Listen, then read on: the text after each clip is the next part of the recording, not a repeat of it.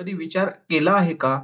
तुमचं शिक्षक म्हणून मेहनतीने कमवलेलं पगाराचे पैसे कोणीतरी दुसऱ्याच्या खात्यात जात असतील तर? होय, महाराष्ट्रात असं काहीतरी घडलं आहे. Shalarth ID scheme. आज आपण समजून घेणार आहोत नेमकं काय आहे हा घोटाळा, कोण फसले आणि तुम्ही कसे वाचू शकता या डिजिटल फसवणुकीपासून. शालार्थ पोर्टल हे महाराष्ट्र सरकारचं एक अधिकृत प्लॅटफॉर्म आहे, ज्यावर शिक्षक आणि शिक्षण विभागातील कर्मचारी आपले वेतन, पी-एफ सेवा, नोंदी इत्यादी पाहू शकतात.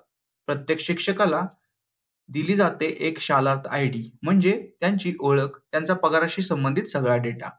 काही हुशार पण फसवे लोकांनी हीच आयडी सिस्टीम वापर करून पैसे लुटायचे ठरवलं.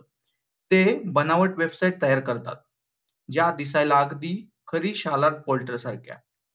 ते शिक्षकांना फोन, ईमेल किंवा व्हॉट्सॲप लिंक पाठवतात. तुमचा पगार अपडेट झाला आहे, तुमचं शालार्थ अकाउंट व्हेरिफाय करा अशा मेसेजसह.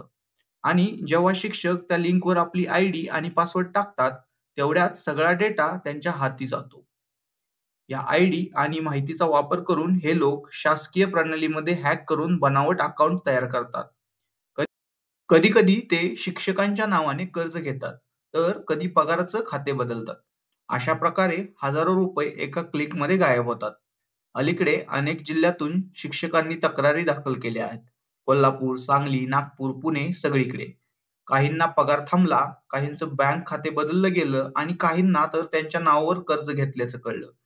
सायबर पोलीस विभागाने तपास सुरू केला आहे.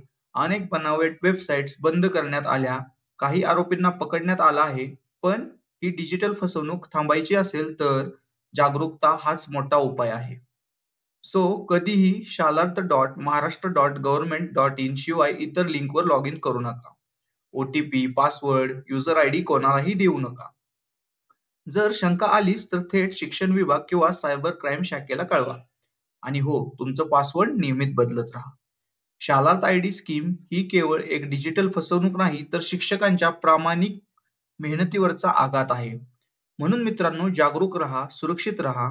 जर हा व्हिडिओ माहितीपूर्ण वाटला असेल तर लाईक, शेअर, सबस्क्राईब करायला विसरू नका. कारण अशा फसवणुकीविरुद्ध लढायचं असेल तर माहितीचं शस्त्र हेच आपलं बल आहे.